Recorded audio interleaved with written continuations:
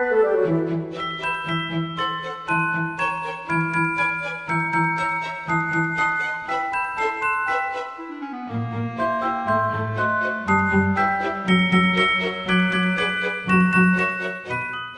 most people during their holiday shopping will have to shop for a number of food items, both everything from fresh produce to meats and poultry. And these are two items that we normally try to keep apart. Putting things away, remember to store things properly, having meats on lower shelves that might drip, perhaps having a drip pan, and other items like vegetables and produce that are not necessarily consumed with any cooking, have them on higher shelves above the meats and the meat and poultry so that they're not dripped upon. Wash your hands before, during, and after handling foods. Now remember to remove any jewelry that you might be wearing so that it doesn't pick up any contaminants. Use both hot and cold water. Okay. Use a liberal amount of soap in your hands. And if you handle something, perhaps if you have your hands in ground beef, you have a lot of fat and protein that might have gotten into your cuticle areas, you may need to use a little nail brush to help along the way and scrub your fingernails. And it's good to do this for at least 20 seconds with hot soap and water.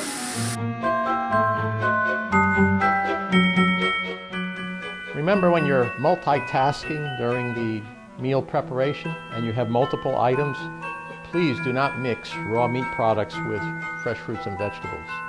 So if you're cutting or using a knife or cutting board with meat products, then you need to also work with vegetables and produce. You need to wash your hands perhaps in between and use a separate cutting board, separate knife, utensils, so you don't bring the contamination from raw meat products over to the vegetables and produce that you might be cutting up as well.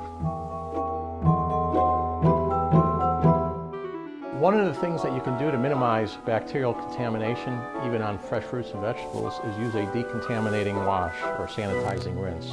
And that can be done very easily using household bleach, an ounce or two per gallon of water.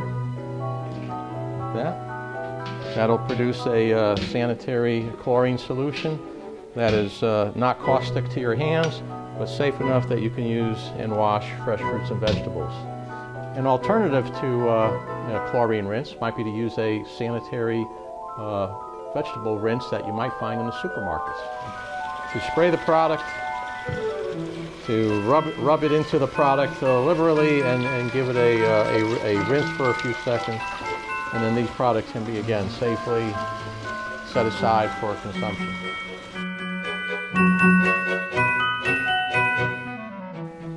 The proper way to thaw frozen poultry products is to place it in a pan of water, completely submerged, and that'll allow, after the water chills up and becomes an intermediate temperature between room temperature and the product, equilibrates between the two, it'll be an even temperature all around that product and it will thaw evenly.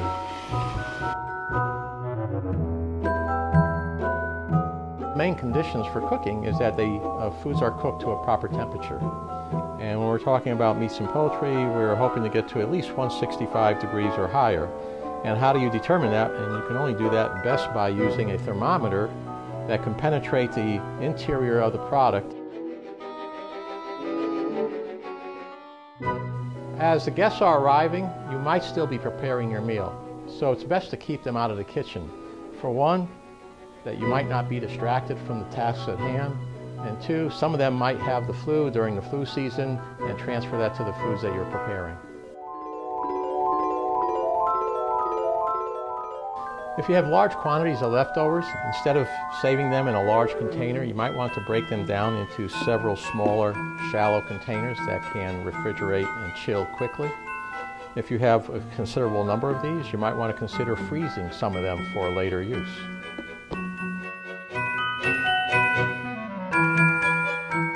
When eating leftovers, remember to reheat them to 165 degrees Fahrenheit or hotter.